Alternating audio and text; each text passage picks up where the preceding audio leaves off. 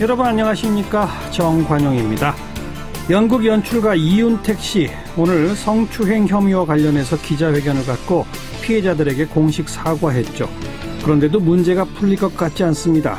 유체 이탈식 사과라는 비판이 있고요. 성폭행 의혹에 대해서 오늘 부인했는데 성폭행 의혹을 제기한 그 피해자들은 강하게 반발하고 있는 그런 상황입니다. 자, 이윤택 씨에게 성추행 피해를 당했다며 미투 운동에 동참한 이 음악극단 콩나물의 이재령 대표, 잠시 후에 직접 이야기 들어보겠고요. 7시 5분 시작되는 2부 이슈 토크 마련합니다. 오늘은 여야 모두 아전인수격으로 해석하고 있는 설 민심 어떻게 읽어야 할지 최민희 전 의원, 장혜찬 시사평론가와 함께 토론해 보겠고요. 다스 자금 120억 횡령, 결국 다스 격리 직원 개인의 횡령 범행으로 결론이 나왔는데 이 결론 여전히 믿을 수 없다는 시각들 많습니다.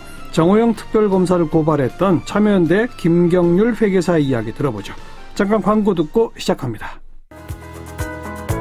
성추행에 이어서 성폭행 의혹까지 받고 있는 연극 연출가 이윤택 씨. 오늘 기자들 앞에서 공식 사과했습니다만 성폭행 의혹 부분은 부인했죠. 자, 오늘 이윤택 씨가 만들고 이끌어왔던 극단 연희단 거리패에 과거 함께 했던 한 분을 만나보려고 합니다. 직접 성추행 피해를 당했던 경험을 용기 내서 밝히고 미투 운동에 동참한 분이신데요. 음악극단 콩나물 현재 대표 맡고 계신 이재령 씨를 연결합니다. 안녕하세요. 네, 안녕하세요. 네, 연희단 거리패에 언제부터 언제까지 계셨어요? 1998년 겨울에 입단해서 2001년도 여름까지 있었습니다. 연희단 거리패가 처음 만들어진 게 언제죠? 1986년도로 알고 있습니다. 벌써 한 10여 년 후에 이제 신입으로 들어가신 거네요. 네네. 그때 들어가실 때 그러니까 뭐 나이가 어느 정도 되셨던 겁니까?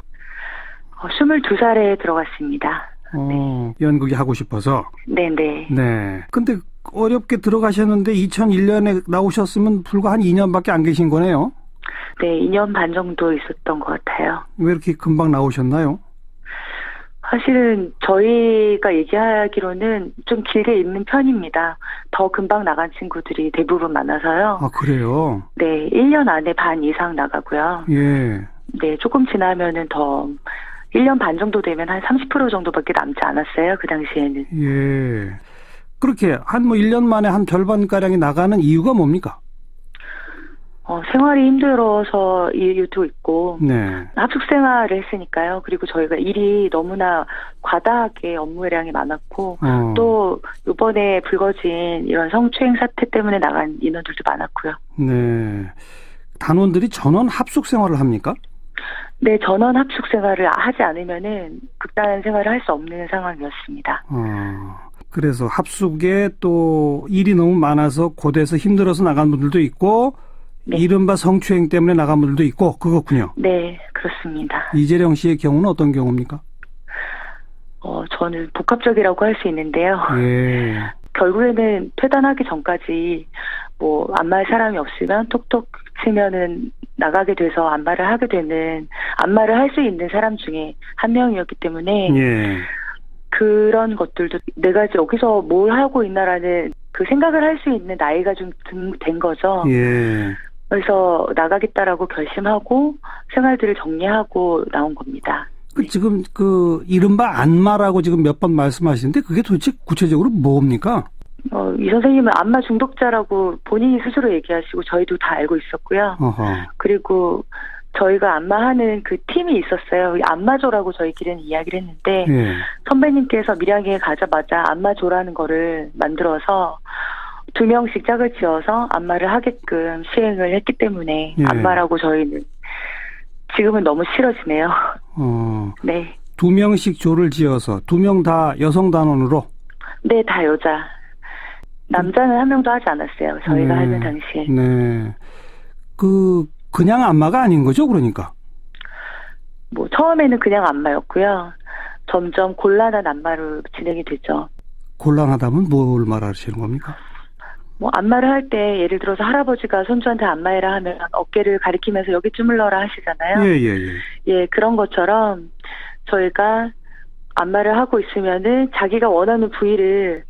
안마를 하라고 손짓을 하거나 말로써 표현을 하세요. 예.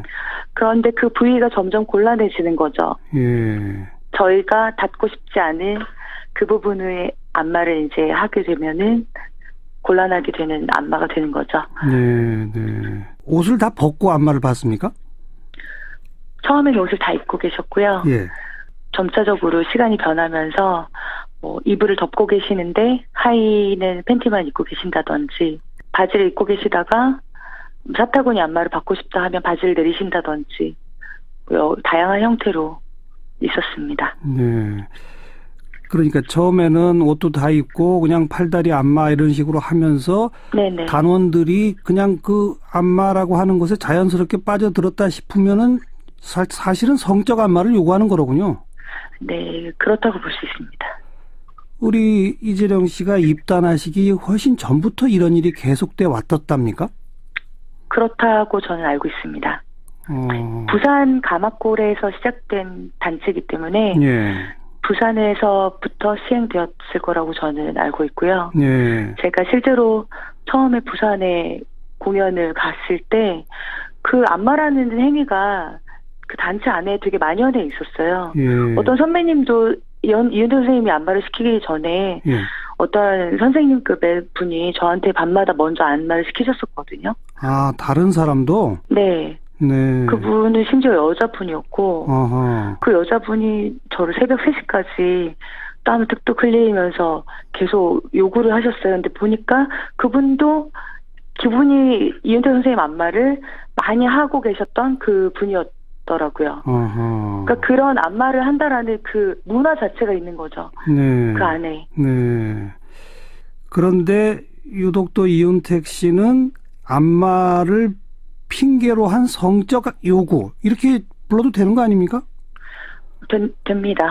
참, 그러면 지금 이재령 씨뿐 아니라 거의 네. 모든 연희당 거리회 여성 단원들은 그런 걸 해야만 됐다 이겁니까? 저희가 있을 당시만 제가 알고 있는 부분만 말씀을 드릴게요. 예. 그러니까 저희 전체 그 기수 중에 예. 90% 이상이 당연히 했어야 되는 거였고요. 아하. 나머지 10%는 왜 제외됐는지 모르겠지만 예. 이유가 뭐 스텝 일이 많다든지 뭐 예. 사무 일이 많은 친구는 제외시켰고요. 예. 그렇게 하다가 뭐 그 전체가 다 같이 한 거는 그렇게 길진 않아요. 예. 그래서 점점 한 명씩 이제 제외가 됩니다. 예. 저도 나중에 좀 제외가 된 사람 중에 한 명이죠. 어떤 경우가 제외가 됩니까? 공연을 하러 외부로 지방으로 떠난다거나 예. 아니면 저희가 다 각자 스텝을 하는 분야가 있었는데 예. 그 스텝이 분야가 지금 굉장히 바쁜 시기다 예. 하면은 그 친구는 못하게 되죠. 예. 그 일이 더 중하니까요. 예. 그래서 뭐 저도 무대 일을 하면 무대 일이 밤에 늦게까지 하기도 하고 하니까 자연스럽게 빠지게 됐죠. 매일 있었던 일이죠, 그런 안마라는 건. 하루라도 받지 않으면은 잠을 못 자기 때문에 당연히 매일 있었다고 생각합니다. 그럼 수십 년에 걸쳐 그런 피해를 당한 사람이 몇백 명일지 추산조차 어렵겠네요. 그렇죠. 자, 바로 그 성추행 부분에 대해서는 오늘 이윤택 씨도 기자들 앞에서 뭐 다 인정하고 사과한다 뭐 했습니다. 그런데 네. 성폭행 의혹이 나와서 지난 17일 한 인터넷 사이트 게시판에 2001년 당시 19살이었을 때 한 번, 그리고 그 후에도 또 한 번, 두 번의 성폭행을 당했다라는 고발 글이 올라왔는데 이 고발 글을 쓴 분이 우리 이재령 씨 후배라면서요? 네, 맞습니다. 직접 혹시 이야기를 들어보셨습니까? 그 당시에는 듣지 못했고요. 예. 이번에 본인이 고백하게 되면서 그 다음에 어제 통화를 1시간 이상 하면서 얘기를 들었습니다. 뭐라고 하던가요? 어제 통화에서? 어제 통화에서 제가 그 행위에 대해서는 이미 인터넷상에 구체적으로 나와 있기 때문에 그 상처를 건드릴 이유는 없고 그거에 관련된 다양한 이야기들을 나눴고요. 조금 더 적나라하고 진솔하게. 그래서 2차로 다시 고발이 됐잖아요. 오늘 오전에. 네. 그런 일까지 이어지게 된 것 같아요. 그 명백한 성폭행, 간단히 말해서 강간을 당했다 이런 것인 거죠? 네. 그 그대로입니다. 예. 그런데 오늘 이윤택 씨는 그 대목은 강력히 부인했거든요. 어떻게 생각하세요? 그냥 작전을 짜고 나와서 거짓말을 한다라고 생각하고요. 그렇게 대답할 거라고 예상하고 있었습니다.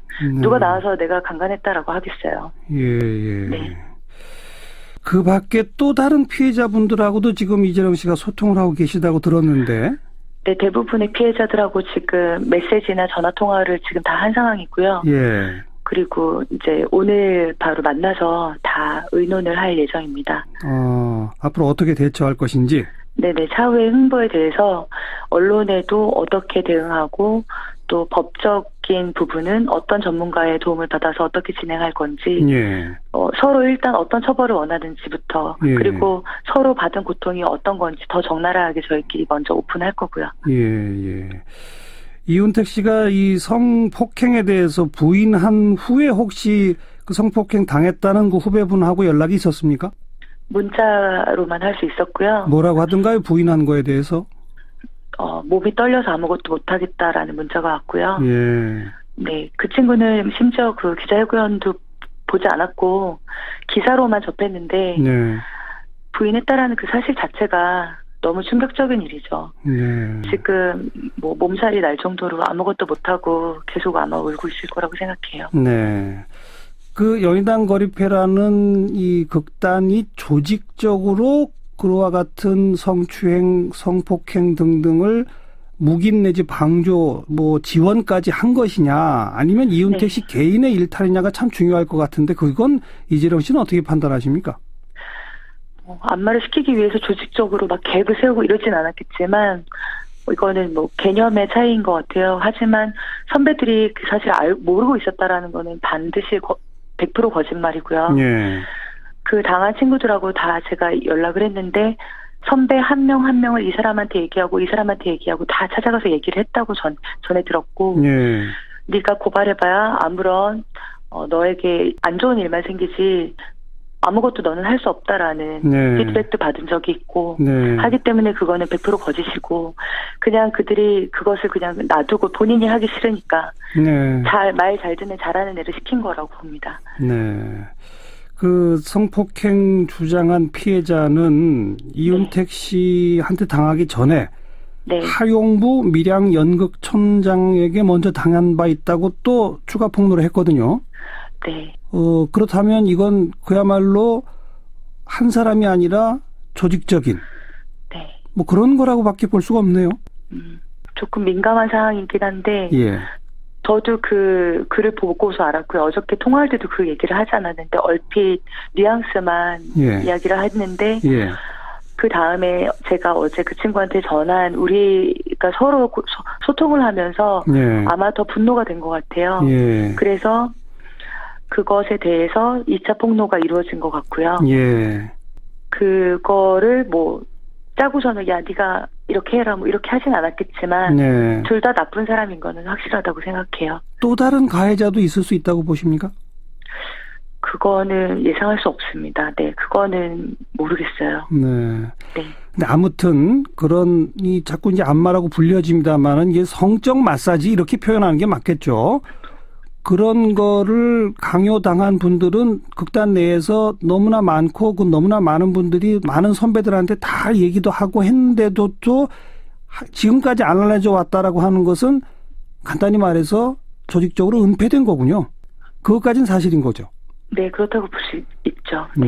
성폭행 부분은 이제 조금 더 진위 여부가 더 밝혀져야 되겠습니다만은. 네. 자, 또 정말 조심스러운 질문입니다만 이게 자칫해서 대한민국 연극계 전체가 이렇게 돼버릴 수도 있단 말이에요. 그런 거에 대해서는 우리 이재령 씨도 그 후로도 또 연극계에 계셨으니까 어떻게 생각하십니까? 그거 때문에 아마 많은 분들이 망설이고 고민을 많이 했을 거라고 생각하고요. 그런 식으로 이야기하자고 하면 우리나라 전체가 이래라고 하는 수많은 사건들이 많잖아요. 어쨌거나 범죄는 범죄로서 다뤄지고 명명백백하게 진상규명이 돼야 되는 것뿐이지 연극계 전체를 싸잡아서 그걸 통념하에서 우리가 밝히지 않거나 그냥 어야부야 이렇게 지나가는 일은 있어서는 안 된다고 생각합니다. 연극이라는 예술이 가지는 힘을 저는 믿고요. 네, 대한민국 연극계가 더 잘 되기 위해서는 이번 사건이야말로 더 확실하게 규명이 되고 처벌이 돼야 된다고 생각합니다. 네. 알겠습니다. 그 피해를 당한 분들이 함께 모여서 이제 좀 조직적으로 어떻게 대응할지를 논의하시겠다고 하니까 네. 추후 계획이 나오면 또 저희가 한 번 더 연결해서 말씀 듣도록 하겠습니다. 네, 고맙습니다. 오늘 감사합니다. 네, 고맙습니다. 네, 현재 음악극단 콩나물의 대표를 맡고 계신 이재령 씨였습니다. 윤태권 실장 어서 오십시오. 네, 안녕하세요. 평창올림픽 이제 반환 좀 돌았죠? 네. 폐막이 일요일입니다. 이번 주 일요일. 돌아오는 일요일. 네. 뭐 지금 경기에 다들 또 관심을 가지십니다만은 경기 외적으로 보면 이 올림픽 전반부 최고 화제의 인물은 역시 북한의 김여정 부부장 이렇게 말할 수 있겠죠. 그렇죠. 이게 북한 뭐 체제나 최고 지도부 뭐 핵 이런 것에 대한 평가하고 별개로 화제를 모은 인물은 분명히 김여정 부부장이었죠. 예. 국내에서만 그런 게 아니라 세계적으로도 그랬어요. 그리고 그냥 온 게 아니라 김정은의 특사로 네. 또 정상회담 제안이라고 하는 친서까지 이게 전혀 몰랐었는데 이게 그렇죠. 와서 깜짝 등장. 그러니까 와서 네. 밝혀진 거잖아요. 거기다가 이제 펜스 미 부통령하고 눈에 보이지 않는 경쟁 구도가 있었잖아요. 그렇죠. 예. 이게 행보가 대조적이었는데 김여정 부부장의 경우에 제가 볼 때 공중 그러니까 이제 많은 사람들을 한 대상으로 하는 커뮤니케이션에 아주 뛰어났어요. 어떤 점이 그렇게? 자, 사실 북한 입장에서 볼 때는 김여정 부부장의 방한까지는 환경적으로 별로 안 좋았습니다. 여자 아이스하키 팀 논란. 반대 여론이 그렇죠. 꽤 있었죠. 북핵이나 3대 세습에 대한 우리 국내 여론. 예. 북한 전체에 대한 인식의 변화가 아무래도 부정적이었다. 그렇죠. 라는 거지 않습니까? 과거와 다르고 특히 젊은 층들한테서 부정적인 반응이 네. 많이 나오고. 이런 환경 속에서 김정은 위원장의 친동생 김여정 부부장이 방한한 것인데 사실 어떤 식의 메시지를 내놓기도 어려운 상황이었어요. 네. 북한이 항상 강조하는 우리 민족끼리 이런 걸 너무 강하게 이야기했어도 분명히 역효과가 났을 것이고 핵 문제나 정치 군사적 문제에 대해서는 어떤 이야기를 하든지 도마에 올랐을 가능성이 매우 높거든요. 그렇죠. 예. 그래서 선택한 것이 말을 거의 안 한 겁니다. 아예 언급을 안 하는 것. 주로 이제 미소를 띠고 있었고 네. 행동 거지에 있어서는 절제된 모습을 보여줬지 않습니까? 예. 그리고 발언은 매우 정제되게 양이 작게. 네. 그러니까 뭐 핵 문제, 정치적 문제 이런 거 언급하면 비판이 나오니까 비판의 소지 자체를 만들지 않았다. 그렇죠. 예. 그러니까 김 부부장의 발언이나 행보를 보면은 뭐 비판을 하고 말고 할 게 별로 없었어요. 예.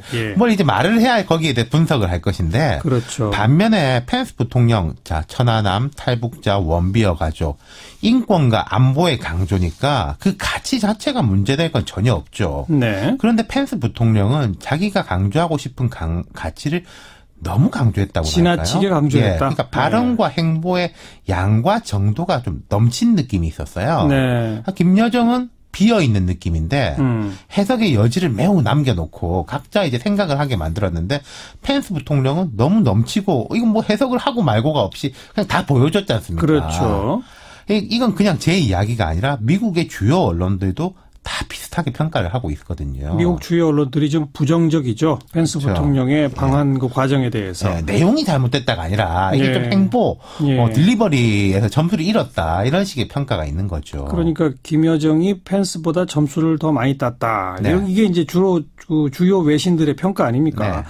그런데 이런 상황에서 트럼프의 딸 이방카 고문이 이제 곧 오죠.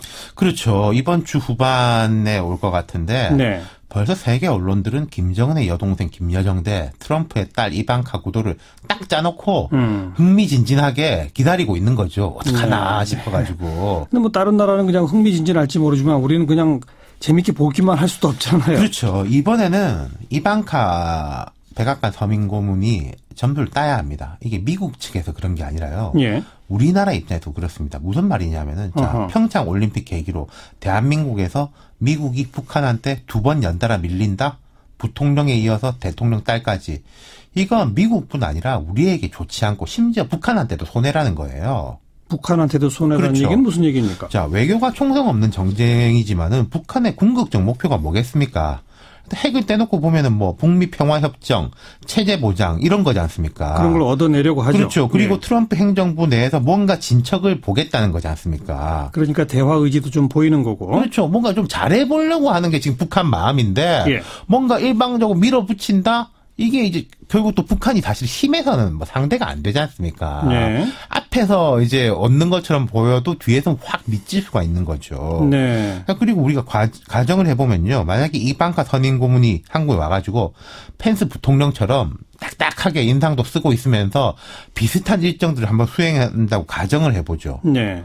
그럼 그거는 미숙했다는 차원이 아니라 미국의 전략적 의사가 이렇구나로 전 세계가 받아들일 수밖에 없다는 거죠. 그러니까 미국은 이 북한하고 잘해볼 생각이 전혀 없다. 그렇죠. 강력한 제재와 압박 오로지 그거다. 뭐 우리가 약간 뭐 점수 읽고 이런 거 아무 상관없다. 예. 이런 식으로밖에 받아들일 수 없다는 거죠. 예. 지금 천만다행히 펜스 부통령이 그러고 난 뒤에 그래도 미국에서는 뭐 남북 대화 한양 메시지 대화에 반대하지 않는다. 그리고 또 뭐 미국도 북한과 대화할 수 있다. 그렇죠. 이런 이야기들이 계속 나오고 있지 않습니까? 예. 그러면 이방카 고문이 오면 여기 분위기 힘을 실어주는 식으로 돼야 된다는 거죠. 그래서 미국이 점수 따는 자체가 중요한 게 아니라 네. 우리 입장이나 북한 입장에서 볼 때도 그렇게 풀리는 게 훨씬 긍정적이지. 뭐 이방카도 펜스처럼 그러고 갔다. 그래서 뭐 비판을 많이 받는다. 이건 뭐 모두에게 좋은 결과가 아니라는 거죠. 네. 그러니까 우리 입장에서는 이방카가 김여정처럼 와서 미소 띈 얼굴로. 그렇죠. 좀 더 메시지도 말해주면 좋은 거고. 그래서 이제 청와대에서 이런 이야기를 했어요. 예. 관행에 얽매이지 않고 의정과 경호를 최상위급으로 하겠다. 네. 사실 대통령 딸이니까 우리가 뭐 대접은 하지만은 공식적으로 보면은 뭐 별게 아닐 수도 있는데 예. 그렇게 취급하지 않겠다라는 거죠. 우리도 이제 극진하게 환대를 하겠다. 김여정에 밀리지 않게 우리도 이제 후원을 많이 하겠다. 이런 거 아니겠습니까? 극진히 대접할 테니 남북관계 개선에 관한 의지 또 미북관계 개선에 관한 의지 같은 것도 좀 보여달라. 그렇죠. 그러면 우리로는 완전 금상첨화고 평창 올림픽을 정말로 좋게 마무리할 수 있는 계기가 된다는 거죠. 이방카의 행보 지켜봅시다. 수고하셨어요. 네. 윤태권 실장이었습니다. 시사잡기 1부 마치겠습니다. 잠깐 뉴스 들으시고요. 7시 5분 2부에 다시 뵙죠.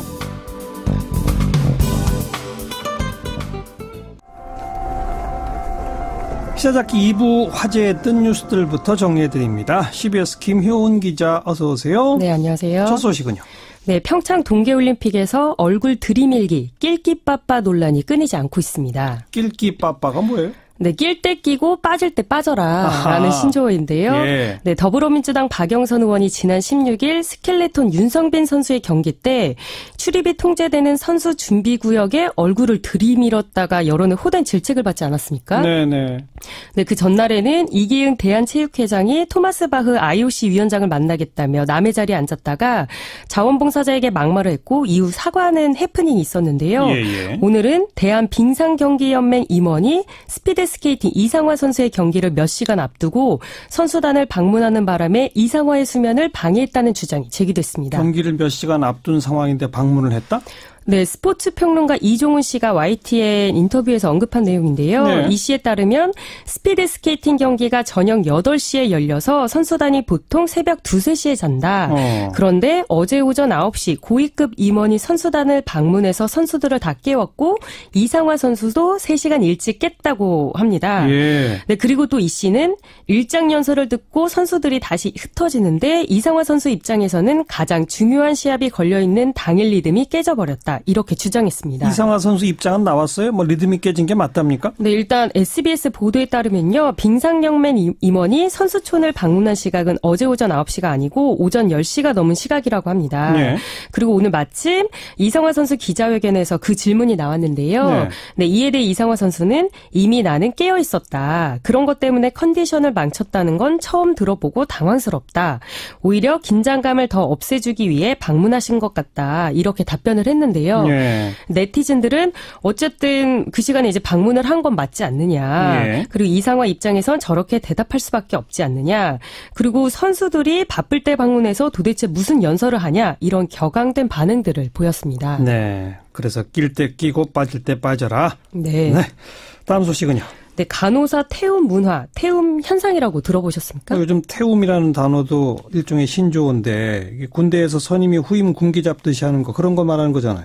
네, 이게 이제 간호사들 사이에서 이렇게 쓰여지는 용어인데요. 예. 그 태움은 들들 볶다 못해서 재가 될 때까지 태운다. 네. 영혼까지 불태울 정도로 혼을 낸다는 의미입니다. 예. 예, 간호사들 사이에서는 이런 태움 현상이 뿌리 깊은 관습으로 자리 잡고 있다고 하는데요.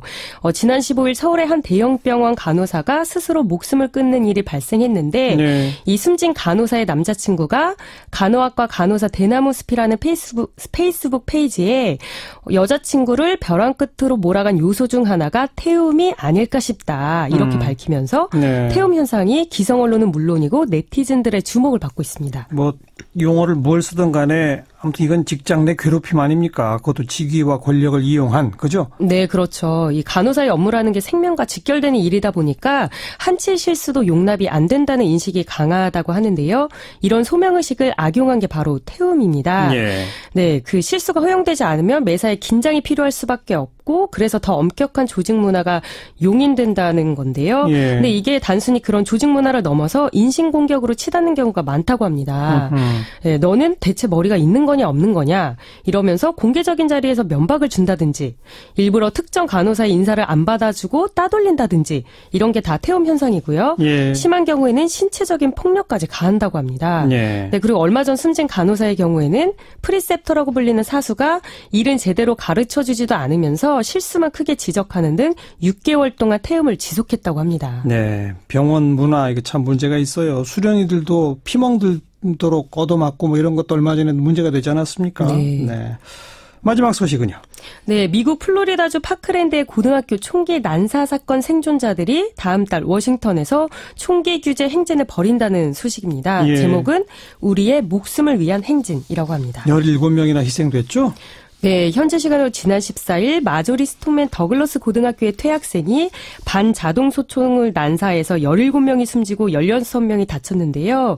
이 총격범이 총기를 합법적으로 구입한 사실이 드러나면서 총기를 규제해야 한다는 여론이 일었습니다. 미국은 뭐 18세 이상만 되면 반자동 소총 다 합법적으로 살 수 있다면서요? 네, 이 규제가 얼마나 느슨한 수준이냐면요. 지난 2004년부터 2013년까지 10년 동안 총기 사건, 총기 사고로 사망한 사람은 31만 명에 달한다고 합니다. 네네. 네, 그래서 총기 규제를 강화해야 한다. 이런 목소리는 항상 있어 왔는데요.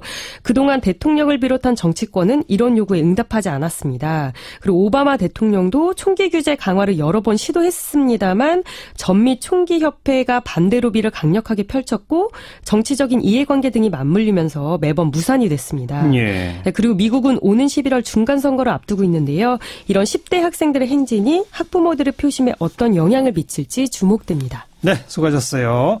감사합니다. 김효은 기자였습니다.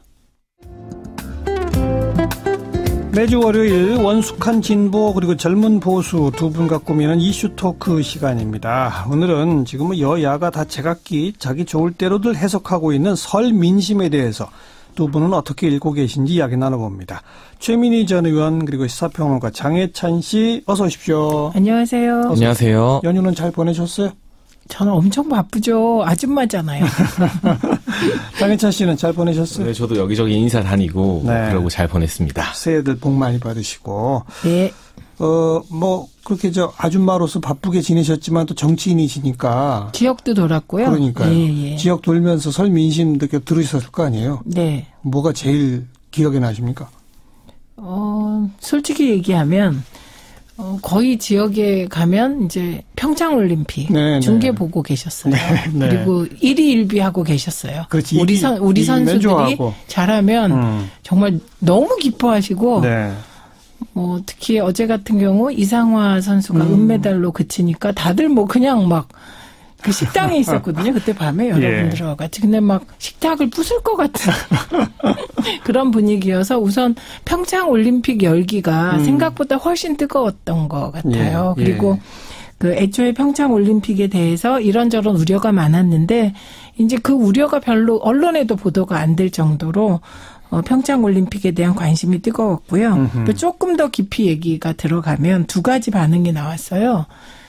문재인 대통령이 생각보다 훨씬 잘한다는 어른들의 여론이 일부 있었고요. 예. 그다음에 나머지 걱정하시는 건 최저임금이 너무 급하게 그 많은 액수를 급하게 올리다 보니 부작용이 있다. 그래서 요 얘기를 저는 많이 들었습니다. 아무래도 지역구에서 주로도 자영업자나 소상공인들을 많이 만나잖아요. 네. 그분들이 이제 최저임금 걱정을 하더라. 네. 장해찬 씨는?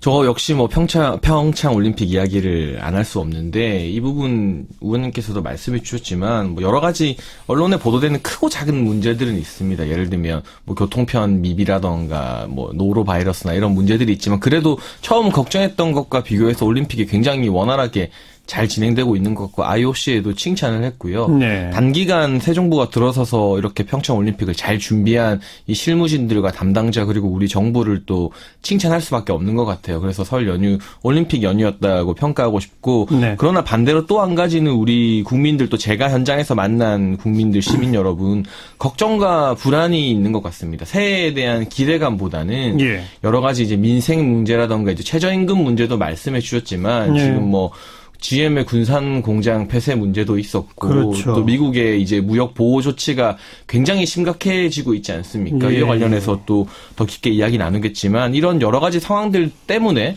그리고 미국발 이제 금리 인상이 예측되고 있고, 그러면 우리도 금리를 올리게 되고, 부동산 시장이나 이런 것들도 큰 영향을 받을 수밖에 없거든요. 그래서 네. 새해를 맞이하면서 평창 올림픽 때문에 기쁜 마음도 절반이지만, 많은 국민들이 경제적인 부분에서는 기대감보다는 걱정과 불안, 근심을 하고 계시는 게 아닌가 싶어서 저도 마음이 좀 무거웠습니다. 근데요, 지금 말씀하신 GM 군산공장 폐쇄 문제는 사실 제가 지역을 쭉 돌았는데 아직까지는 그게 이렇게 체감되지 않는 것 같았어요. 아마도 우리 장평론가께서 만난 분들은 정치에 좀 관심이 있는 또래 집단이거나 그렇지 않았나 싶습니다. 그렇죠, 그래서 그게 아직 여론으로까지 군산공장 폐쇄 문제가 막 걱정이 되고 예. 이런 건 아니었고, 또 미국의 금리 인상 문제도 일부 식자들은 걱정을 하는데 이것도 아직 체감되는 것 같지는 않았습니다. 바닥 민심에서. 네. 오히려 그거보다는 지방선거에 누가 나오냐, 뭐 이런 정치적인 이슈들은 좀 얘기가 되는 것 같았고요.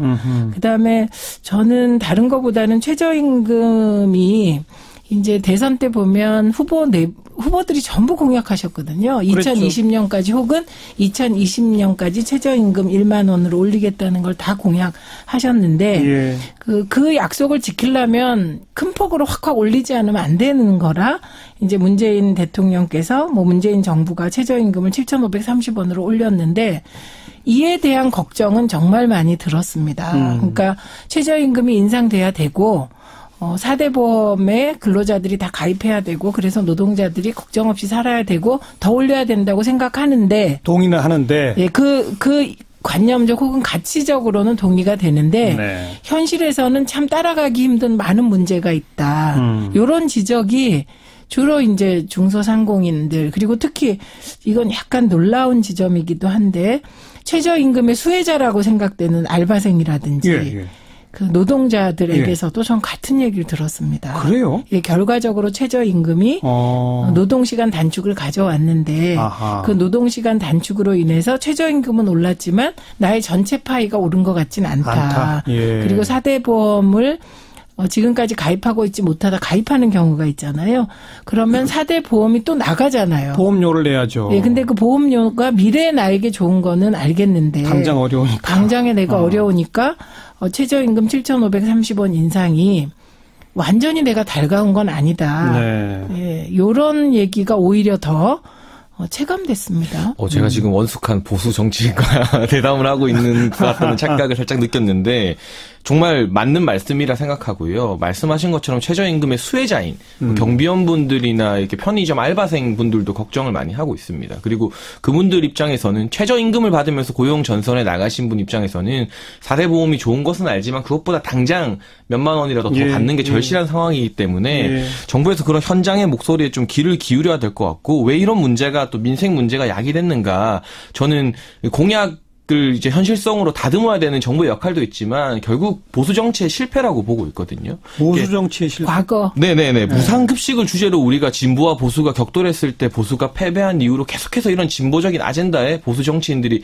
끌려가는 모습을 보였습니다. 말씀하신 대로 시기는 2020년이다, 뭐 2022년이다 약간의 차이가 있었지만 지난 대선에서 보수 후보들조차도 최저임금 10,000원이라는 다 큰 틀의 아젠다는 공약으로 내걸었거든요. 예. 근데 그때 서로 좀 비난을 받고 다른 길을 세우더라도 이런 현실적인 문제를 미리 제안하고 비판을 했다면 지금 비판이 더 설득력이 있을 텐데 그때 어쨌든 공약으로 끌려가 놓고 이제 와서 현실성이 없다 비판하니까 국민들이 그 비판에 동의하면서도 네, 보수 정치인들이 신뢰할 수 없는 거 아니겠어요? 그래서 이 당장의 어떤 정치적 이익 셈법만 가지고 어떤 진보적인 아젠다에 끌려갈 게 아니라 보수 정치인들이 과연 보수적인 정책이 무엇인가에 대해서 고민하지 않았다. 그 부분이 이런 민생의 문제를 야기한 중요한 원인 중 하나라고 또 저는 생각하고 있습니다. 근데 이 부분은 최저임금 문제를 진보 보수로 보기에는 무리가 있습니다. 이거는 민생 문제에 가깝기 때문에 민생에 대한 답을 이게 이념적으로 7,530원으로 올리겠다 이게 아니거든요. 네. 그러니까 그리고 보수 정치인들이 최저임금 1만 원을 2020년 혹은 2022년에 공약했다고 해서 이게 진보 의제를 따라갔다는 것도 좀 무리가 있는 평가 같아요. 그래서 이거는 오히려 전반적으로 노동 문제, 노동 측의 어떤 복지 문제나 노동 측의 그 조건 개선 문제에 대해서 우리 정치가 전부 보수적이었던 것이죠. 네. 그래서 저는 제가 지금 현장의 목소리를 있는 그대로 이 방송을 통해서 전하는 것도 예. 오히려 이제 그 정치권에 드리고 싶은 메시지는 이게 보수 진보의 문제가 아니라 최저임금 1만 원은 가야 되는 지향점은 맞다.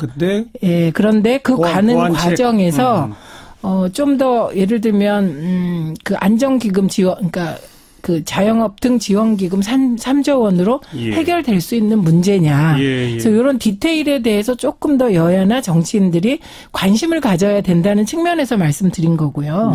그래서 예를 들면 손학규 전 후보가 얘기하셨던 저녁이 있는 삶. 저는 그걸 동의하지 않는 분은 없다고 생각해요.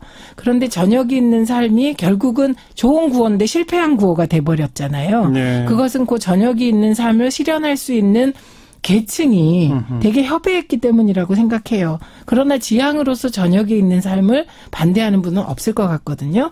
그래서 자영업자들이나 그 노동자들이 제기하는 문제도 좀 더 실질적인 대책을 국회와 정부가 내놔라였어요. 네, 그래서 반대한다가 아니라 반대가 아니었어요. 양쪽 추가 다. 보완 대책을 해라. 근데 그 보완 대책이 이제는 좀 더 실질적이고 피부에 와 닿았으면 좋겠다 이런 거여서 저는 여야 그 정치인들이 이거 가지고는 정쟁하지 말고 실질적인 보완 대책을 오히려 자유한국당이 더 빨리 내놨으면 좋겠습니다.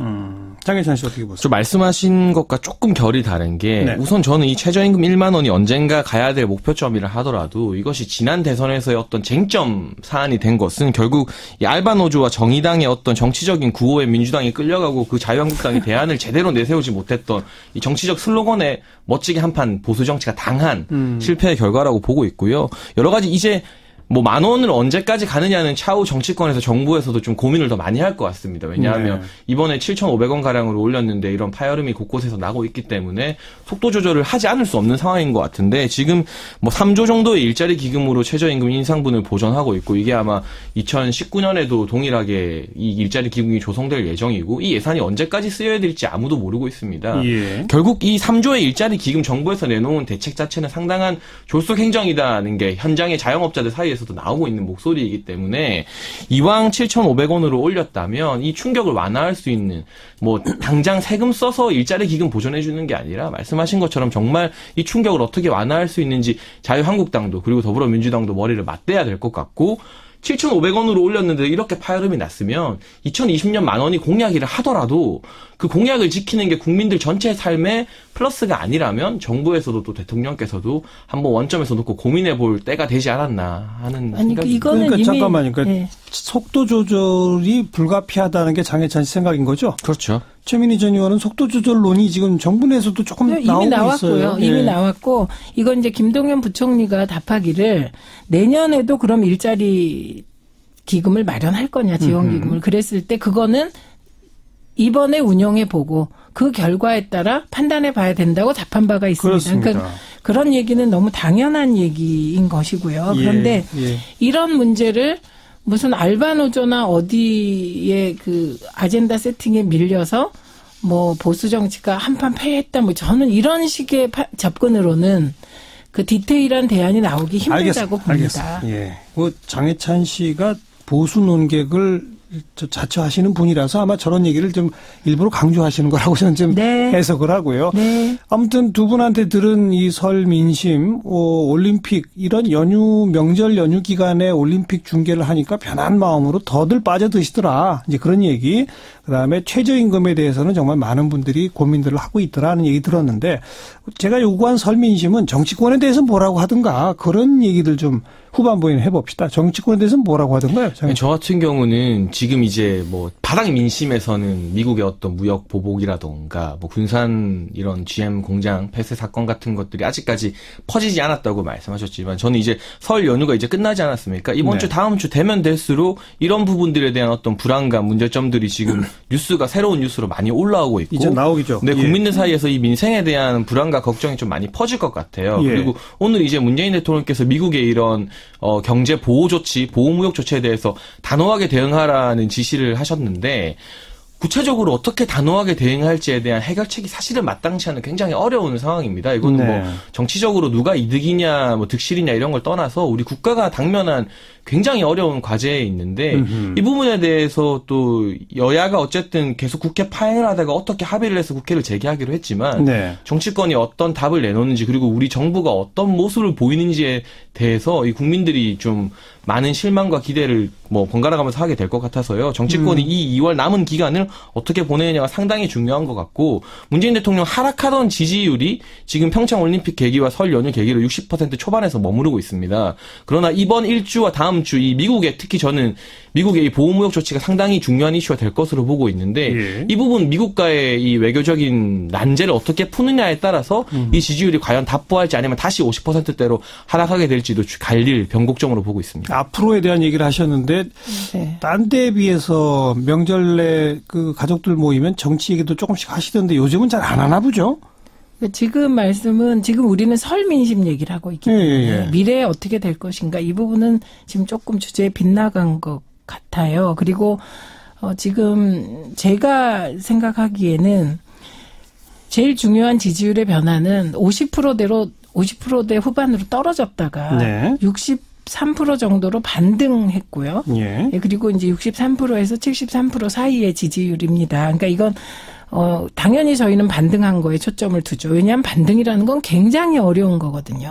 지지율은 이렇게 추세가 떨어지면 떨어지는 건데 문재인 대통령의 경우는 국정 지지도가 떨어졌다 반드시 반등하고 요게 이제 왔다 갔다 하니까 자유한국당이 긴장하는 것이겠죠. 그리고 정치에 대해서는 이게 되게 의외적인 현상인데 저희 지역구는 굉장히 보수적인 지역구예요. 남양주의 대구였다가 이제 부산 정도로 바뀌었다고 보는 병 지역인데 거기에 그것도 도농복합의 농촌 지역의 50대 중장년층들이 생각보다 문재인 대통령이 너무 잘 대처하고 있다. 이게 그 50대 중장년층의 일관된, 그러니까 되게 일치하는 평가였어요. 문재인 대통령에 대해서. 그리고 개별적으로 이제 뭐 그 단일팀 논란이 있었잖아요. 그때는 좀 실망했다. 그런데 보니까 단일팀이 막상 게임 들어가 보니까 되게 감동적이더라. 그래서 이렇게 반전되는 부분이었고요.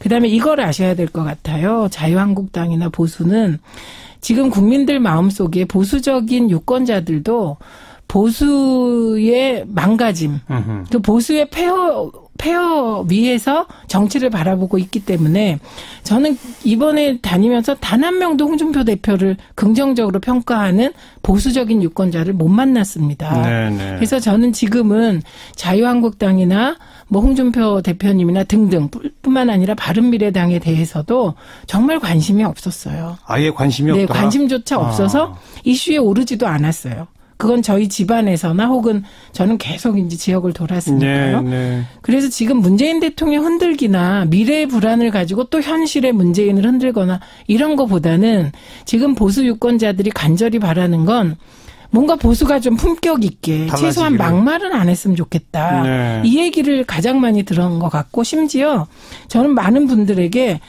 지금 문재인의 최고 도우미는 홍준표 아니냐 이 얘기를 그냥 막 노골적으로 하셔서 제가 할 말이 없는. 도움이라고 해요? 네, 그런 표현까지 쓰실 만큼 지금 오히려 절실한 건 보수고 그다음에 나머지 문제들 예를 들면 한국 GM 그 군산공장 폐쇄건도 이게 군산공장이 적자가 나기 시작한 게 어제 오늘이 아니에요. 10년 동안 진행된 거거든요. 그래서 이거는 정쟁의 사안이 진짜 아니라는 거. 그 얘기 좀 뭐 따로 좀 짚어야 하는 문제고요. 네. 지금 그 최민희 전 의원 얘기한 거 장혜찬 씨 어떻게 생각하세요? 사실 정치인들은 비판이나 욕을 먹더라도 자꾸 인구의 회자가 돼야 되는데 아예 관심이 없더라 이런 얘기는 어떻게 생각하세요? 최 의원님 말씀 참 뼈아픈 지적에 동의하는 부분은 보수 정치, 보수 정당 자체가 국민들의 관심에서 많이 비껴나 있다. 이 부분에 대해서 많이 동의를 하고 있고요. 아예 거론조차 안 한다. 네, 어떤 이 지금 문재인 정부나 민주당의 정책에 찬성하지 않는 국민들도 그렇다고 해서 자유한국당을 지지하느냐 또 바른미래당을 지지하느냐 그게 아니기 때문에 지금 이 지지율 격차가 정당 지지율에서도 이렇게 더블 스코어 가까운 격차가 나는 것은 정말 뼈아픈 지적이고 그걸 더블이라고 말하면 안 될 것 같아요. 더블 플러스 알파라고 그러면 네. 우리 보수 정치인들도 좀 귀담아 들었으면 하는 부분인데 제가 왜 설민심 이야기하면서 미래적인 이야기를 했느냐.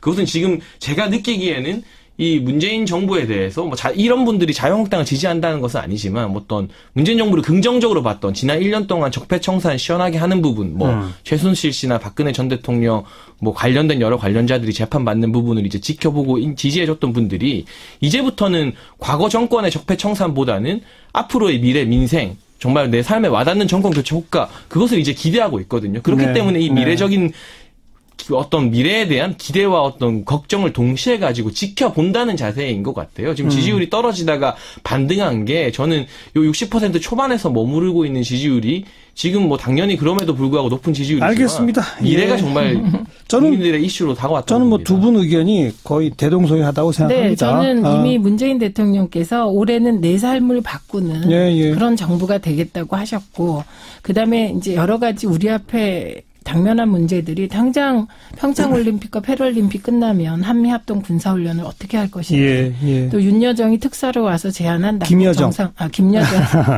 죄송합니다. 김여정이 이제 제안한 그 김정은이 제안한 남북 정상회담은 어떻게 할 것인지 뭐 여러 가지 해결해야 될 문제가 있다고 생각해요. 그런데 그 해결해야 될 문제에 대해서 그 수많은 흔들림 속에서 문재인 대통령이 평창올림픽을 이렇게 평화올림픽으로 수행했듯이 저희는 잘하길 기대하죠. 알겠습니다.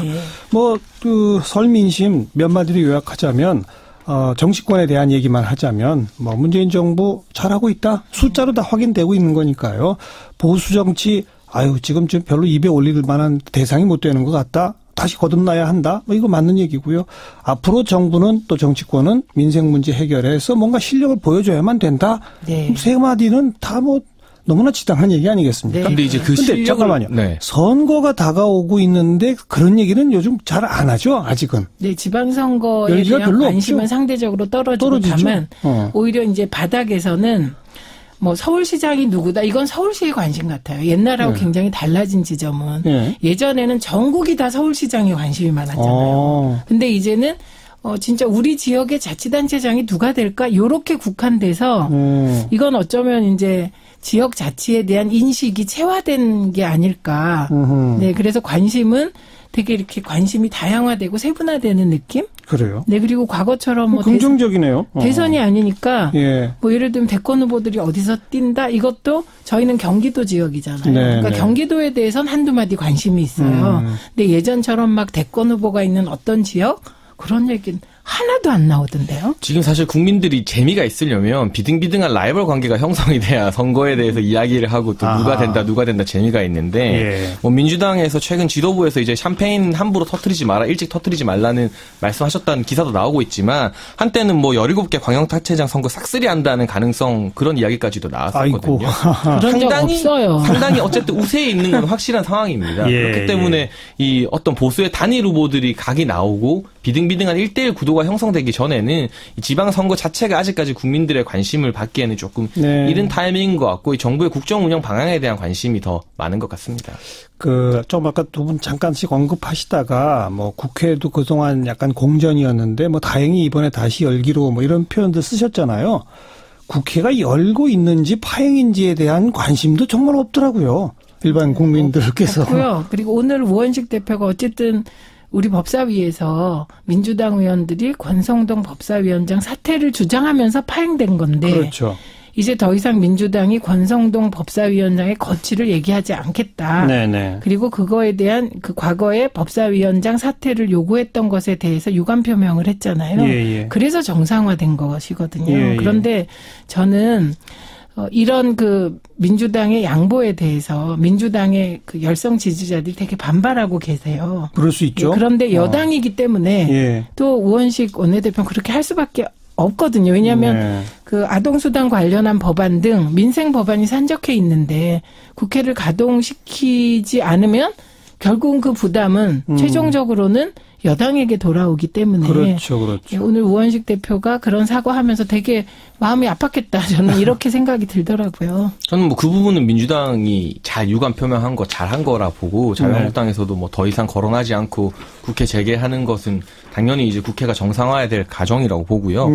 제가 꼭 말씀드리고 싶은 게 국회에서 지금 여러 가지 민생 법안, 뭐 개혁 법안 처리해야 될 것들 많지만 이 외교 문제 정말 심각한 수준에 저는 다다랐다고 생각하고 있기 때문에 설 이후로 저는 개인적으로 이 미국이 이번 무역 확장법 232조로 철강의 관세를 50몇 % 때리는 것, 이 무역 확장법 232조가 사실상 사문화된 조치였습니다. 예전에 공산국가 냉전 시대에 공산국가들을 규제하기 위해서 만들어졌던 사문화된 법안을 다시 들고 나와서 이 우리나라보다 대미 무역 흑자가 3배나 많은 일본 같은 나라는 다 제외시키고 우리나라만 그 리스트 12개의 어떤 규제국 리스트에 포함시켰다는 것은 그랬죠. 말로는 미국이 우리를 100% 지지한다, 뭐 관계 좋다 하고 있지만 그 이면에서 동맹국인 한국에 대한 신뢰가 얼마나 떨어졌는지를 직접적으로 보여주는 이 것이기 때문에 이 경제 문제뿐만 아니라 올림픽 이후 이제 북미 대화나 남북 대화 여러 가지 미국이 우리의 키 플레이어 중심축 아닙니까? 맞습니다. 이 부분에 대해서 맞습니다. 사실상 정말 재앙에 가까운 상황에 처했기 때문에 이 부분을 어떻게 풀지 국회에서도 열심히 좀 논의를 해야 될 것 같고요.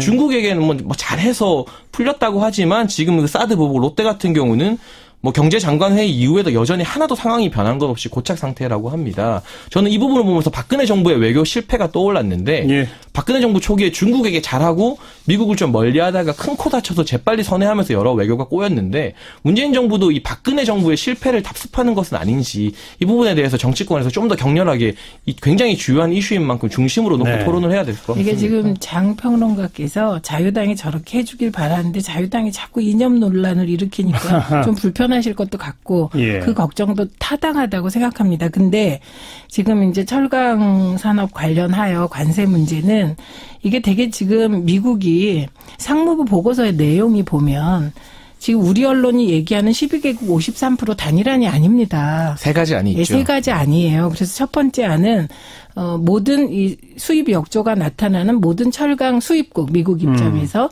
수입국에게 일괄적으로 10%를 인상하는 방안이 1번이고요. 그다음에 2번이 53% 12개국 인상안입니다. 그런데 이제 우리 언론이 그 2번을 강조해서 이렇게 되면 큰일이다라고 보도하고 있기 때문에 마치 길이 여기저기 다 막힌 것 같은 그런 인상을 받을 수 있을 것 같은데요. 미국이 제시한 세 개 안이 지금 어느 게 결정될지는 4월 말에 결정되는 거예요.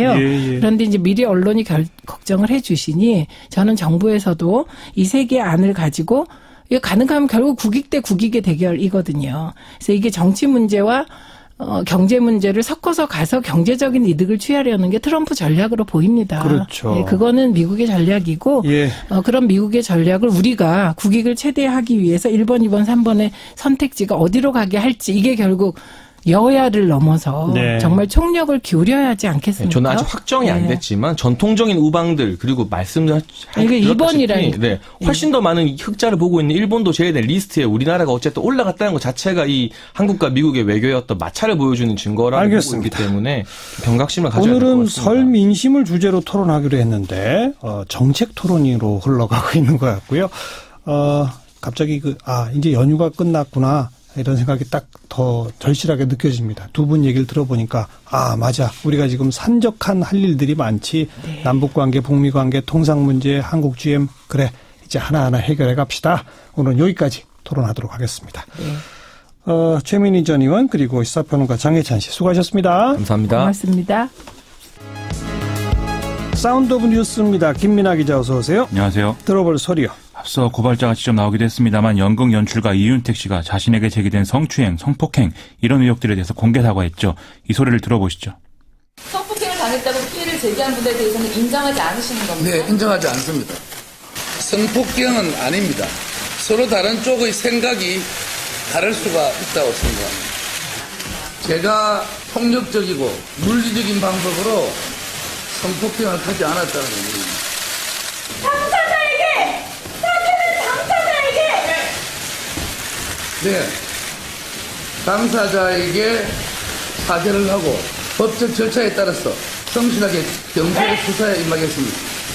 18년 가까이 진행된 생활에서 간섭적으로 일어난 아주 나쁜 행태라고 생각합니다. 어떨 때는 이게 나쁜 죄인지 모르고 저질렀을 수도 있고 어떨 때는 죄의식을 가지면서 여러 가지 말들이 나왔는데 핵심 내용을 좀 정리해보죠. 이 목소리 들어보시면 아시겠지만 어떤 미안하다 이런 분위기는 전혀 아닌 상황인 듯 보였고요. 남의 얘기하듯이 얘기했다 이런 게 언론의 대략적인 평가인 것 같습니다. 죄송하다든지 벌을 달게 받겠다든지 이런 의례적 사과의 표현들은 좀 배제를 하고 핵심만 간추리면 성폭력을 저질러야겠다 이런 고의가 있었던 것이 아니고 관행에 속하는 일들이었고 사실관계는 법적으로 따져봐야 된다 이런 얘기거든요. 특히 성폭행 의혹에 대해서는 합의하에 성관계를 했다 이렇게 분명히 주장을 했습니다. 법적으로 따져보겠다 이 부분이 좀 의미심장한데 CO 등을 지금 언급하고 있는 걸로 봐서는 자신이 저지른 개별적 잘못들에 대한 어떤 법적 책임을 지겠다 이런 의미보다는 최근 나온 이제 폭로의 명예훼손 여부 이런 걸 가려보는 쪽에 가까운 것으로 그렇게 해석들을 하는 것 같고요.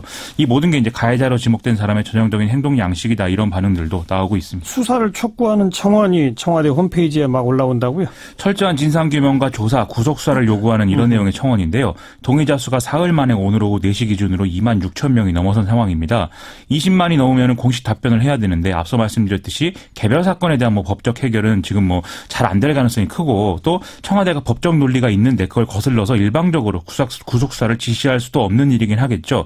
그렇다고 해서 어쩔 수 없다 이런 태도를 취할 게 아니라 문제의 좀 근본적 해결을 위해서 역할을 하겠다. 이런 입장 표명과 함께 실질적인 조치의 강구가 좀 이어져야 하겠습니다. 네, 다음 뉴스요.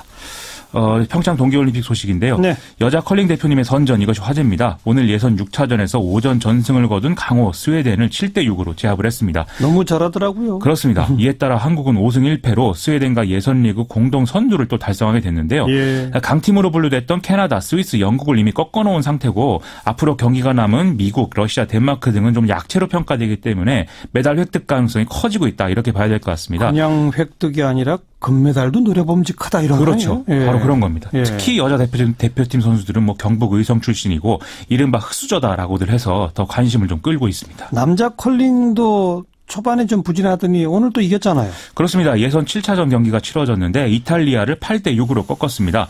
지난 17일 영국전 이후 두 번째로 승리를 거둔 건데요. 이로써 이제 2승 5패입니다. 플레이오프 진출은 냉정하게 말해서 사실상 좌절된 거 아니냐 이렇게 얘기를 하는데 남자 대표팀은 포기하지 않겠다라는 분위기라고 합니다. 네. 오늘 남은 주요 경기는 뭡니까? 조금 후 8시에 스피드스케이팅 여자 팀 추월 준중결승이 진행이 되고요. 8시 15분에는 봅슬레이 남자 2인승 3차 주행이 또 진행이 됩니다. 8시 53분에는 스피드스케이팅 남자 500m 경기가 있는데 차민규, 모태범, 김준호 선수가 출전을 합니다. 네. 다음 뉴스는? 문재인 대통령이 오늘 한국GM 군산공장 폐쇄와 관련해서 군산 지역 경제에 큰 타격이 예상된다면서 관계부처에 특단의 대책을 주문을 했는데요. 산업위기 대응 특별지역과 고용위기 지역 지정 등이 어떤 제도적으로 가능한 대책을 적극적으로 검토하고 실직자 문제의 경우에는 응급 대책까지 함께 강구해라 이렇게 지시를 한 것입니다. 이에 따라 당국은 군산을 산업위기 대응 특별지역으로 지정하는 방안 검토에 들어갔는데 지정이 되면 범부처 차원에서 금융, 세제, 고용 등의 여러 지원들이 신속하고 체계적으로 될 전망이라고 합니다. 이 제도는 6월 달에 도입이 됐는데 지난해 6월 달에 도입이 됐는데요. 군산이 지정이 되면 적용되는 첫 번째 사례가 될 것이라고 하네요. 그 한국 GM하고 우리 정부 간의 협상은 어떻게 돼갑니까? GM 본사가 이제 중대 결정의 시기로 정한 마지노선 이게 2월 말인데 따져보면 지금 열흘 정도가 남았죠. 예. 이 기간 동안 정부와 한국 GM이 좀 의미 있는 결과를 도출해야 되는 이런 상황인데요. 정부는 지원에 앞서 실사를 먼저 해야 된다 이런 방침을 계속 강하게 얘기를 하고 있습니다. 그런데 지금 보도를 보면은 GM 측은 외국인 투자 지역 지정 등을 통한 어떤 법인세라든가 이런 세금 감면과 함께 노조의 양보 이걸 양쪽을 다 요구하고 있다 이런 보도가 나오고 있거든요. 네. 이번 주에 GM 본사의 해외 사업부문 담당 사장이 방한을 한다는데 큰 대략적인 방향은 좀 이후에 잡혀갈 것으로 지금 예상이 됩니다. 참 중요한 협상인데요. 잘 좀 됐으면 좋겠고. 그리고 조금 아까 이슈 토크 시간에도 많이들 거론이 됐습니다만은 한국산 철강 미국 수출에 대해서 뭐 문제가 생기고 있죠. 그렇습니다. 미국 상무부 지난 16일에 무역 확장법 232조 보고서를 공개했는데 모든 국가의 철강 수출을 2017년 수준으로 제한하든지 모든 철강 제품의 24%의 일률 관세를 부과해야 한다는 내용입니다. 그런데 이 보고서에 한국을 비롯한 12개국에서 수입하는 철강에 53% 관세를 부과하라 이런 권고 내용이 있어서 파장이 일고 있는 것이거든요.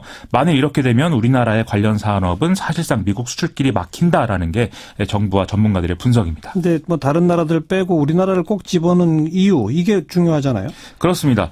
이 무역 확장법 232조는 특정 품목 수입이 국가 안보를 위협한다고 판단될 때 무역 제재를 가하는 수단이거든요. 예. 트럼프 행정부는 연두교섭 등을 통해서 이 안보 위협의 주체를 중국과 러시아로 지목을 했죠. 예. 그동안 철강 분야에 대한 무역 압박은 중국을 겨냥한 것으로들 분석을 했는데 예. 이번 권고안은 한국 철강 업계가 저렴한 중국산 철강을 가공해서 수출하고 있다. 즉 우리가 중국을 상대로 한 무역 전쟁에서 구멍이 되고 있다. 이런 현실 인식이 반영된 게 아닌가라는 게 전문가들의 해석입니다. 혹시 북한 문제에 대한 의견 차이 때문에 보복하는 거 아니냐 이런 해석도 나오던데요. 그렇습니다. 이제 그런 우려가 있는데 전문가들은 그렇게까지는 보지 않는 분위기입니다. 다만 11월 중간 선거를 앞두고 트럼프 미국 대통령에게 확실한 무역 불균형 시정에 대한 성과가 필요한 상태인데 그동안 이제 중국의 어떤 불성실한 대북 제재 이행이 이런 중국을 대상으로 한 무역 전쟁의 근거가 되어온 셈이거든요. 예. 그런데 최근 중국은 또 비교적 성실히 제재를 이행하고 있다는 점이 중국을 대상으로 한 무역 전쟁 논리를 세우는데 좀 어려움을 끼치는 그런 영향은 있을 수가 있겠죠. 바로 이 점이 중국이 대북 제재 성실히 나서고 있다는 점이 북미 관계의 어떤 조정 역할 이걸 우리 정부가 갖고 왔기 때문이다. 이런 분석도 가능한 그런 상황인 셈입니다. 어쨌든 우리가 지금 위기인데 우리 정부는 어떻게 대응할 방침인가요? 일단 세계무역기구 제소를 적극적으로 검토하고 미국 정치권과 산업계 등을 설득하기 위해서 다양한 설득 노력을 병행한다는 방침인데요. 특히 우리나라의 지난해 중국산 철강제 수입은 오히려 전년 대비 20% 넘게 감소했기 때문에 중국산 철강의 우회 수출로가 되고 있다. 이런 사실 인식은 사실이 아니다라는 점을 강조할 걸로 보입니다. 근데 미국은 아예 WTO 탈퇴까지 거론한 이력이 있기 때문에 실효성 논란 앞으로도 계속될 걸로 보입니다. 통상 압력도 단호하게 강하게 또 필요할 때는 그렇게 대응을 해야죠. 맞습니다. 수고하셨어요. 고맙습니다. 김민아 기자였습니다. 120억 원의 다스 비자금 지난번 이제 정호영 특검 시절에 이거는 이 개인 횡령이다. 격리 직원의 개인 횡령이다. 이렇게 결론을 내렸었죠. 이게 아니다라고 해서 고발을 했고요. 고발 사건을 검찰이 이번에 다시 수사를 했는데 역시 개인 횡령이다라고 하는 같은 결론을 내렸습니다. 그래서 정호영 전 특검 무혐의 처분이 됐는데 자, 바로 이 정호영 전 특검을 고발했던 참여연대 입장 들어봅니다. 참여연대 집행위원장 맡고 있습니다. 김경률 회계사 안녕하세요. 예, 안녕하세요. 반갑습니다. 오늘 검찰에 이건 중간 수사 결과 발표긴 하지만 어쨌든 정호영 전 특검에 대해서는 최종 무혐의 처분한 거잖아요. 예, 맞습니다. 어떻게 보세요? 총평을 한마디 해주신다면? 저는 오늘 검찰의 오늘 발표가 술은 먹었지만 음주운전이 아니다가 아니라 술을 먹었으므로 음주운전이 아니다 이런 식으로 들렸습니다. 조직적 횡령일 수밖에 없는 여러 가지 사실들을 열거하면서 따라서 개인의 횡령이고 또한 개인의 횡령이더라도 반드시 따를 수밖에 없는 조세포탈 사실을 눈 감으면서 정호영 전 특검의 특수직무유기 사실에 대해 면죄부를 제공한 검찰에겐 치욕의 날로 기억될 겁니다. 저도 그 검찰의 중간 수사 결과 보고서를 쭉 봤는데 이 다스의 비자금이 이제 세 무더기라고 구분을 해놨더라고요. 네, 그렇습니다. 하나가 이제 그 전 특검부터 문제가 된 이 120억이고 또 하나는 회사가 조직적으로 조성한 비자금, 또 하나는 경영진들이 아름아름 조성한 비자금 이런 식으로 해놨는데 그러면서 요 문제가 된 120억은 회사 조직적으로 하는 비자금을 관리하던 격리 직원이 비슷한 방식으로 혼자 빼먹은 거다 이렇게 얘기한 거잖아요. 예, 맞습니다. 근데 그게 아니라는 겁니까? 예, 그렇죠.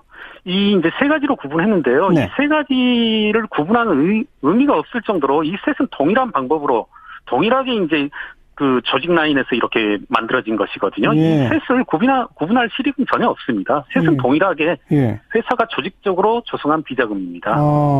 근데 그걸 왜 이렇게 굳이 뭐는 격리 직원 개인 거 뭐 이렇게 따로따로 나눌 이유가 없다? 그렇죠. 네. 그런데 구분할 수 있는 것도 아니고요. 예. 그런데 이제 검찰이나 전 그 특검이 주장하는 바는 그 돈을 이렇게 뭐 수표나 이런 걸로 인출을 해서 개인 계좌로 입금을 하고 자기 개인 자금하고 섞어서 관리하면서 생활비로 썼다. 이런 걸로 보면 개인적인 횡령이다. 이런 결론인데 여기에 문제가 있습니까? 이렇게 한번 말씀드려보고 싶습니다. 그러니까 이번 검찰에서 발표한 내용인데 이 돈이 이제 수표로 쓰였다는 것이 개인 횡령의 어떤 강력한 증거이고 또한 이 조 씨가 그리고 회사의 경영진들이 조 씨 그리고 조 씨의 공범에게 연락을 취한 일이 없다고 하는데요. 저는 이런 말씀 한번 드리고 싶어요. 수표로 간 이상은 이 비자금이 수표로 만들어지고 수표로 간 이상은 언제 어느 때고 다스에서는 그리고 다스의 경영진은 확인할 수 있습니다. 계좌가 다 드러나죠. 그렇죠. 네. 한번 뭐 이런 비유 한번 해볼까요? 우리 정관용 선생님께서도 은행에 돈을 맡기고 나서는 은행에 전화하지 않잖아요. 돈 어떻게 돼 있는지. 그런데 이렇게 은행에 공범에게 전화를 하지 않았다는 사실이 개인적 횡령을 입증하는 반증이다. 이건 좀 터무니없는 그런 사실입니다. 네. 그러니까 수표로 가져가서 자기 계좌에 넣었다는 것 자체가 그건 횡령일 수가 없다. 조직적인 거다. 그렇죠. 이렇게 한번 그러니까 이제 이 표현이 있어서 이렇게 청취자분들 일반 국민들이 헷갈리실 텐데요. 한번 처음부터 제가 우리 정관영 선생님과 청취자분들께 한번 질문을 드려볼게요. 제가 검은도를 만들었습니다. 자, 첫 번째는 제가 선생님께 우리 정 선생님께 수표로 드렸어요. 그러면 저와 정 선생님은 어떤 관계일까요? 또 제가 정 선생님께 현금을 드렸어요. 둘은 어떤 관계일까요? 제가 우리 정 선생님께 드리려는 질문의 요지는 어떤 경우에 현금이 오가고 어떤 경우에 수표가 오갔냐는 거죠. 수표가 오갔다는 것은 저와 정 선생님은 공범이라는 겁니다. 공동운명이라는 거죠. 그렇죠. 둘의 관계는 속일 수가 없거든요. 그렇죠. 이 다스와 조모 씨와 관계에서 이게 개인적인 횡령이기 위해서는 조모 씨가 회사를 속이기 위한 행동을 해야 되는데 수표로는 속일 수가 없습니다. 불가능합니다. 개인적인 횡령이기 위해서는 현금으로 빼돌렸어야죠. 즉 제가 드리려는 말씀의 요지는 결정적으로 이게 조직적인 범죄임을 드러내는 수표 발행 사실을 가지고서 알겠습니다. 이게 지금 개인적 범죄다라고 이 검찰이 둘러댄다라면 이게 누가 믿을 수 있냐는 거죠. 참 말씀 듣고 보니 그러네요. 그런데 검찰은 왜 이렇게 결론을 내렸다고 생각하세요? 그러면? 제 개인적으로는 이것은 정호영 전 특검을 어떤 가편 자기 식구 껴안기식으로 보호하기 위한 아주 어떤 역사적인 패착으로 보여집니다. 이건 누구도 설득할 수 없고 누구도 납득할 수 없는 그런 결정입니다. 그래요. 그런데 어쨌든 오늘 이게 중간 발표라고 요 부분을 발표하면서 계속 수사 중인 사안이 많다. 그 도곡동 땅 판 돈이 어떻게 흘러갔는지도 지금 수사 중이다. 또 비자금도 그 기자들이 수백억 대냐 물어보니까 일절 언급은 안 하지만 아무튼 어마어마한 그 비자금을 계속 또 지금 또 추가로 더 있다. 확인하고 있다. 되고 수사 중이다. 자꾸 이제 그런 얘기는 했잖아요. 그건 뭘 의미하는 겁니까? 사실은 저희가 고발 당시에도 이미 그 다스 내부의 장부를 입수했었고요. 그 이후로도 이제 통장들을 이제 입수해서 살펴봤는데 사실 다스의 비자금 규모라고 하는 것은 100억, 200억, 수백억 대 규모가 아닌 계속 어느 곳에서도 발견될 수 있는 그런 사안이었습니다. 그렇기 때문에 지금 검찰에서 발견한 것들이 새로운 사실들은 아니고 다만 이제 정호영 전 특검을 이와 같이 보호하면서 이제 MB에 대한 수사는 멈추지 않고 기소에까지 나아가는데 문제는 없을 거다라는 식으로 국민들에게 살짝 눈 돌리기 식으로 그런 처분으로 보여집니다. 그러니까 김경률 회계사 보시기에는 이명박 전 대통령 수사는 우리가 열심히 합니다. 그런데 아무리 뒤져봐도 정호영 전 특검은 문제가 없더군요. 이렇게 해석하시는 거로군요. 네, 그렇게 보여집니다. 그러면 참여연대가 그 고발했던 거는 그냥 이걸로 끝나는 겁니까? 다른 방법이 없나요? 이거 한 가지 더 말씀드리고 싶습니다. 지금 정호연 전 특검의 주장 그리고 오늘 발표된 검찰의 주장을 100% 모두 다 인정하더라도 이 사실 하나는 아직 남습니다. 뭐냐면 비자금 조성을 어떤 식으로 하였냐면 물건 매입 대금을 이렇게 부풀려서 조성했다고 이제 검찰이 발표하였거든요. 예. 그렇다면 이로 말미암아서 다스라는 회사의 법인세가 일단 줄었습니다. 법인세를 탈루하였다는 말입니다. 그렇죠. 그리고 이와 같은 횡령으로 말미암아서 조모 씨 개인이 실제적으로 어떤 금전적인 실익을 취했단 말입니다. 그러면 이에 따른 개인 소득세의 문제가 발생하고요. 즉 제가 주장하고 싶은 것은 정호연 전 특검 그리고 오늘 검찰의 발표를 모두 다 인정한다 하더라도 딱 하나 남은 사실은 여전히 정호연 전 특검이 조세 포탈에 대해서는 눈 감았다. 특수직무유기를 하였다. 이런 사실입니다. 따라서 이 특수직무유기 사실에 대해서는 어떤 식으로든 피해가기 힘들다. 이런 말씀을 드리고 싶습니다. 알겠습니다. 그리고 검찰이 정호연 전 특검의 문제뿐 아니라 필요하면 그 조세 포탈 등등에 대해서 또 처벌해 나가는 과정이 필요하겠네요. 네네, 맞습니다. 네, 수고하셨습니다. 고맙습니다. 네, 고맙습니다. 참여연대 집행위원장 김경률 회계사였습니다. 시사잡기 오늘 여기까지입니다. 내일 다시 뵙겠습니다. 안녕히 계십시오.